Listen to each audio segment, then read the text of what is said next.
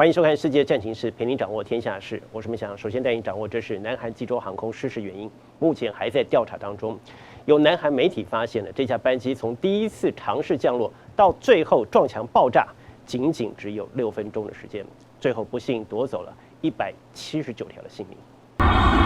拖着长长白烟快速滑行，速度完全没有慢下，机腹在地面上拖行，摩擦出火花，最后整架飛機撞上圍牆，粉碎式爆炸，火光濃煙直衝。南韓29號早上發生致命空難，震驚全球。 또 위에서 폭발음, 첫 폭발음에 저기 부딪히는 소리 폭발음 말고 그 뒤로 계속 한 7번 정도 폭발음이 있었어요. 回顾这场意外，济州航空班机29号上午从泰国曼谷飞往全罗南道雾安国际机场，机上载着175名乘客及6名机组员，大约在8点54分时获得许可，准备降落。57分，班机接获塔台发布的鸟情预警后，随即降落失败，拉升重飞。不过就在1分钟后，疑似在距离地面200公尺处遭到鸟击。8点59分，机长发出 Mayday 求救，当时引擎出现火光，机长随即180度回转，准备2度尝试降落，但推测这时起落架已经故障，飞机以机腹着地，没有刹车，向前冲大约10秒后，9点03分冲出跑道，撞墙爆炸。从尝试降落到起火狂烧，仅9分钟，夺走179条性命。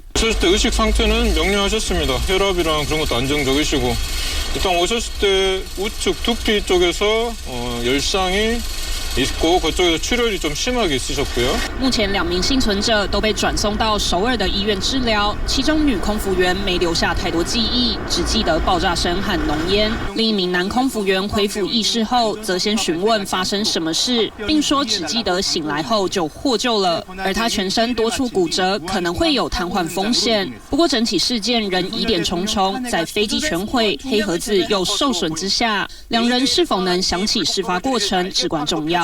东讯鬼中心综合报道，这起意外造成了179个人不幸死亡，但目前只有5具遗体是完整的。尽管南韩当局已经加派人力支援，但是整个验尸的速度还是非常缓慢。家属紧抱在一起，试图在悲痛中寻找支持的力量，因为直到现在还有许多遗体没有移交给家属。 济州航空空难因为冲击力道过大，只有5具遗体是完整的。事发至今寻获了约660块尸块，但验尸速度非常缓慢，还有5个人身份尚未辨识。 지금 장례 절차를 밟고 있는 것으로 전해졌습니다. 현재까지 희생자 3명의 시신은 어제 장례를 위해 광주와 서울로 안치되어 있는 상황인데요.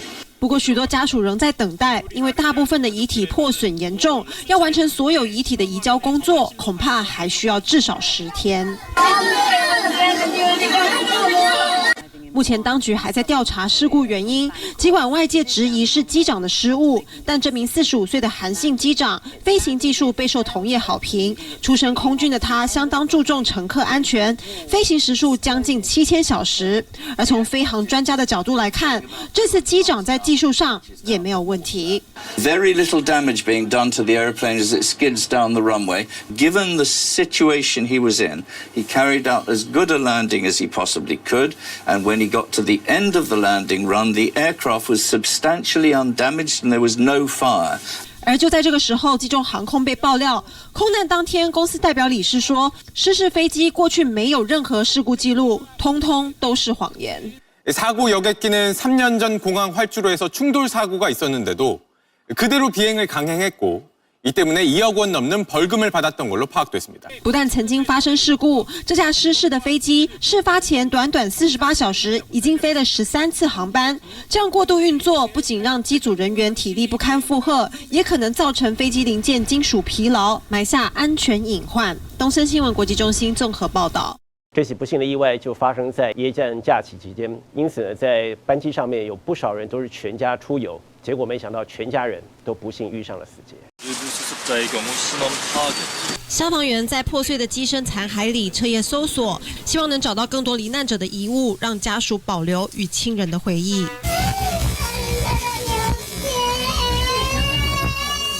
在场的家属掩面痛哭，还有人不敢相信，一再拨打电话，希望家人会接起来。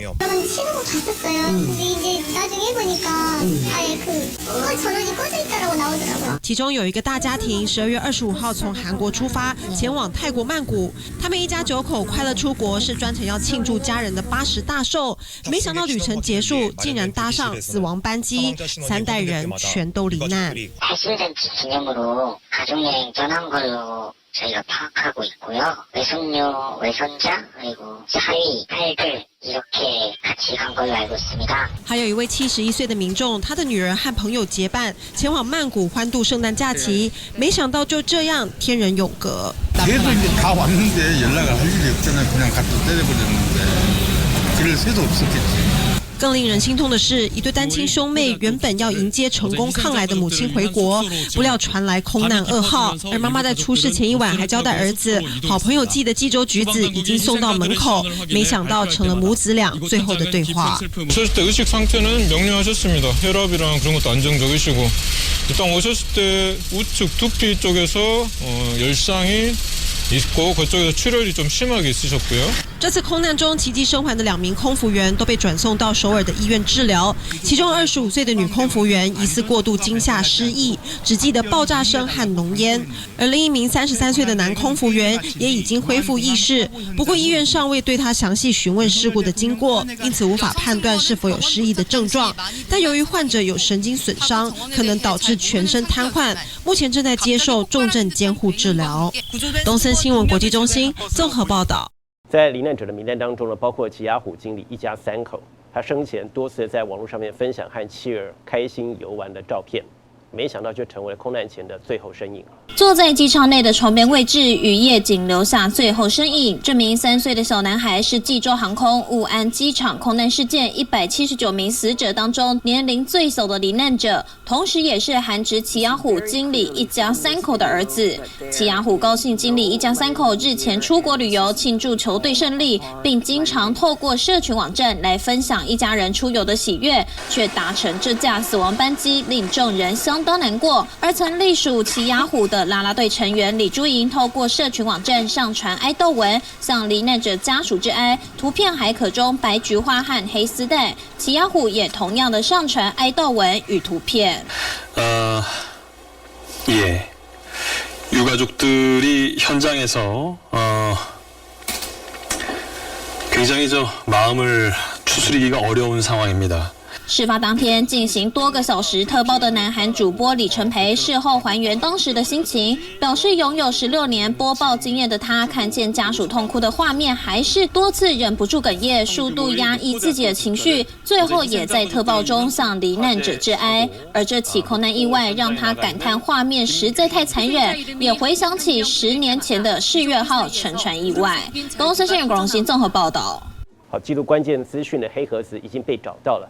1周之内就可以开始解读，但如果内部损坏非常严重的话，那么恐怕要交给美国交通安全委员会，至少要半年之后才能够厘清事故的真正原因。消防员们在破碎的机身残骸里彻夜进行搜索，希望能找到更多罹难者的遗物。南韩全罗南道消防署稍早已经停止救援工作，转为善后行动。南韩代理总统崔相木也宣布，在当地设立支援本部，投入所有必要资源，要查明事故原因。 이번 사고 원인은 볼스 스트라이크 발생 현상 등 기상 악화 등으로 추정하고 있으며 南韩当局正在一一调查，想厘清事故原因，但仍旧在南韩当地的 CNN 记者表示，这起事故应该和天气无关。If you look at our background here, it is not quite a clear day across the Korean Peninsula, but it's pretty beautiful. There's nary a cloud in the sky. 尽管排除了恶劣天气，飞安专家也认为不太可能是因为鸟击就导致起降架故障无法放下。Bird strike causing the landing gear not to come down. Never heard of that being an issue. Even if the gear is down, bird strikes, even flocks of large amounts of birds, aren't going to prevent that landing gear from coming down. In my experience. 只是如果鸟击不太可能影响起落架功能，那又为何官方不断将事故原因归咎是鸟击和明明就很好的天气呢？就有人指出，因为鸟击和天气都有机会列属不可避免的自然事件，保险公司可能会视为非人为因素，而适度调整理赔条件，或是降低责任追究的压力。두 장치가 아무 문제 없다면 해독 작업은 일주일 안에 가능하지만 문제는 내부가 파손됐을 경우입니다. 而现在已经寻获记录关键资讯的黑盒子，但是如果装置损坏严重，会需要交给美国交通安全委员会。这样的情况恐怕需要花费6个月以上才能解读进行分析，进一步厘清这起事故真正的原因。东森新闻国际中心综合报道。失事的真正原因还在调查当中，不过有飞行专家指出，班机在遭遇鸟击的时候，这个襟翼呢并没有收起，不过在用机腹迫降的时候，却又看到了襟翼是一个收起的状态，推测当时机械应该是能够正常的运作，不排除会不会是驾驶舱里头当时有其他的事情发生，才会导致无法将降落架给放下。 공기 지금 우측 기체 우측 쪽에 지금 저렇게 화염이 지금 불꽃이 지금 난 장면이 있습니다. 济州航空飞行时遭遇鸟击，班机右侧引擎冒火光，而这段影像也被眼尖专家发现，当时襟翼是准备降落的展开阶段。在当下，它的外形确实是放出的一个状态，后面也就是大概在3-4分钟之后，在跑道上撞击的这个画面，那这个时候它的整个外形、起落架还有襟翼都是收起来的一个状态。对比同机型波音737-800，襟翼展开没收起的状况会有个凹陷处，虽然影像很模糊，但还是能看到有明显凹陷的缺口。但飞机在用机腹滑行时，专家说襟翼前缘缝翼都没展开。如今画面前后对照，机械似乎是能正常运作。那到底为何会没放起落架？我们没有办法去理解的是，它在遭遇鸟击之后的操作是依循什么样的一个程序。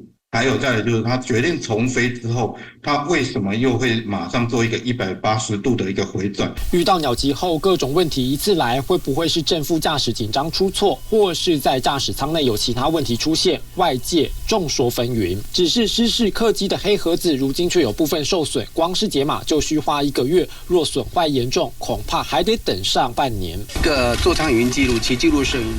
一个飞行资料记录器记录飞行资料。2014年复兴航空失事后，当时俗称黑盒子的飞行资料记录器 FDR 和座舱语音资料记录器 CVR 就有被拆下进行解读，能记载飞机失事前的各种资料，还有驾驶舱的对话。究竟真相为何，还得等专家解读出来。东森新闻生活中心综合报道。好，失事员等待黑盒子的解读。不过现在传出呢，在发生事故的班机在意外发生前的2天，短短的48个小时之内呢，竟然狂飞了13趟，加上济州航空的飞安记录显然不好。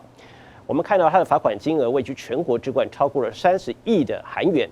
不过济航的官方强调，飞机的所有维修工作是按照正常的程序来执行，并没有任何的异常。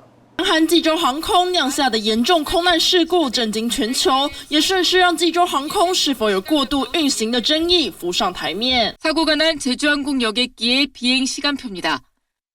사고 이틀 전인 27일 무안에서 제주, 인천, 중국 베이징, 다시 제주를 갔다가 무안 말레이시아 코타키나발루 노선을 운항했습니다. 仔细调查发现，这架客机在短短不到48小时之内，反复进行短至40分钟、长达6小时的飞行，连续13趟。而根据南韩金融监督院数据显示，济州航空今年第3季度每月平均客机飞行时数为48小时，位居韩国6家航空公司之首。不仅如此，从2019年到今年8月，济州航空的罚款金额也高达37.3亿韩元，是唯一超过30亿韩元的航空公司，引爆维修程序正当性的论战。但是济航官方强调，飞机的维修工作按照正常程序进行，并没有发生异常。东森新闻国际中心综合报道。这起意外导致了飞机上179个人不幸死亡，只有2名空服员幸运获救，这跟他们坐的位置有关系吗？根据美国国家运输安全委员会的数据显示，在空难发生时，机尾座位的存活率最高，达到了69%。南韩济州航空29号发生严重空难，导致179人死亡，只有坐在机尾的2名空服员幸运获救，引起外界好奇，搭飞机是不是坐在后面比较安全 ？Most people want to sit in the front to be the first on and off the plane, and most people want an aisle seat. That way you can stretch your legs and get up easily to use the bathroom. But those favorite seats are actually the most dangerous. 根据美国国家运输安全委员会资料显示，航空公公司标榜安全舒适的头等舱、商务舱，在遇到空难时的存活率是49%，而机翼附近的中间座位存活率则是56%。不受人们青睐的机尾后座反而存活率高达69%，堪称机上最安全。 The middle seat, all the way in the back. That is because when planes crash head first and you're sitting at the back, you would have more time to save yourself. 探索频道曾经重现飞机坠毁实验，发现前座乘客承受的冲击是重力的12倍。发生事故后几乎当场死亡，而后座则减半为6倍，存活率相对较高。近期发生的最佳例证就是25号亚塞拜然坠机事故，机上29名生还者都坐在机身后排，而济州航空同样也是坐在机尾的2人获救。 Is the Time magazine study analyzing 17 plane crashes over a period of 35 years. Now, they have found out that the seats in the back third of the plane had a higher survival rate than the ones at the front. 不过，也有专家直言，飞机后座并非一定比较安全。2013年，韩亚航空在旧金山机场降落失败坠毁，当时就是机尾先着陆，断裂后被甩出机身，导致后座3名乘客死亡，其他坐在机尾的乘客也都重伤。因此，还是得看空难当下状况，才能判定坐哪里存活率较高。道琛新闻国际中心综合报道。感谢你收看这一集《世界战情室》，我是梅翔，我们再会了。